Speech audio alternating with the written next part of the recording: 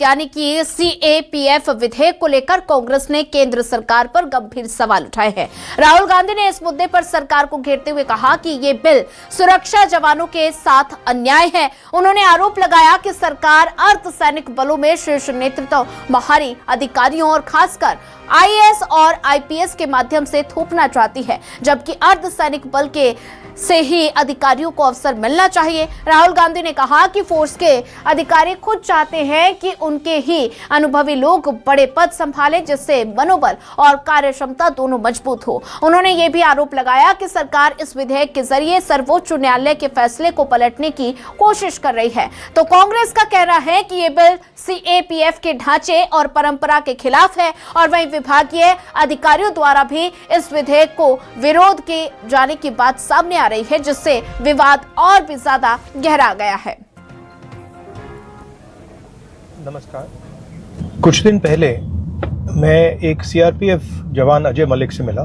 Naxals के खिलाफ वो लड़ रहे थे और उन्होंने लड़ाई में अपना पैर खो दिया। मैं उनसे मिला, परिवार से मिला, बहुत कॉन्फिडेंट थे, होप नहीं हारे थे, लड़ना चाह रहे थे। मतलब एक पैर नहीं था तब भी वो जाकर देश के लिए लड़ना चाह रहे थे। और उन्होंने एक शिकायत की।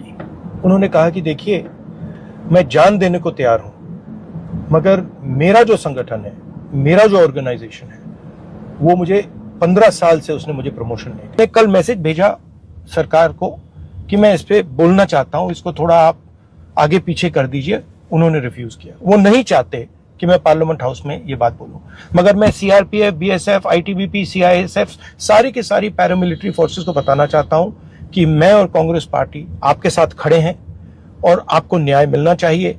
हमारी सरकार आएगी तो हम आपको न्याय देंगे 100%।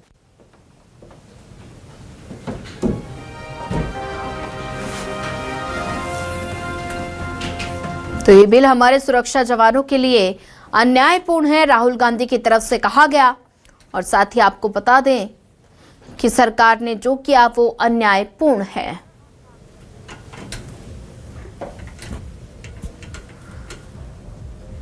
तो एडीजी स्तर पर 67% प्रतिनियुक्ति और साथ ही स्पेशल डीजी और डीजी के पद प्रतिनियुक्ति के लिए आरक्षित है। विशेष महानिदेशक रैंक के पद केवल प्रतिनियुक्ति से भरे जाएंगे।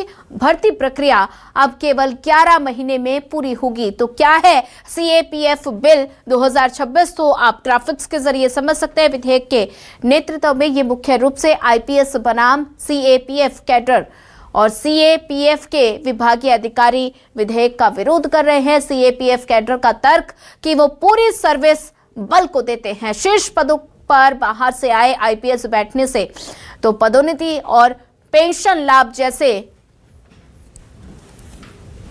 तो क्यों लाया जा रहा है ये बिल, ये भी आप ग्राफिक्स के जरिए समझ सकते हैं। तो सुप्रीम कोर्ट ने 2024 में कहा था जिस स्तर पर आईपीएस विधेयक से पदोन्नति के अवसर बढ़ेंगे।